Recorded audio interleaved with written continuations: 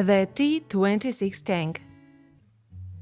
The search for the tank began in November 2018 and lasts till the end of July 2019.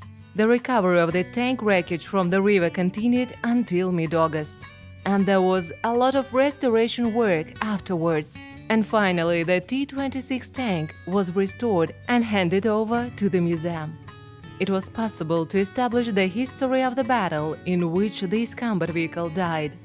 On July 15, 1942, 9 tanks under the command of Captain Nikolaev performed a combat mission to break through to the village of Millerovo, after which 2 crews were left in the village of Glubokoe for repairs due to a malfunction.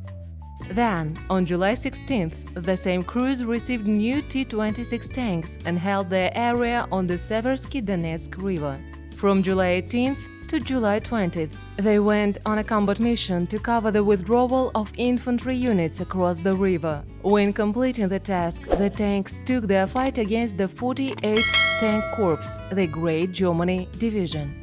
Fighting against the enemy forces exceeding 10 times, the tanks with their crews were destroyed. This tank received multiple hull breaches and was then blown up as a result of ammunition detonation.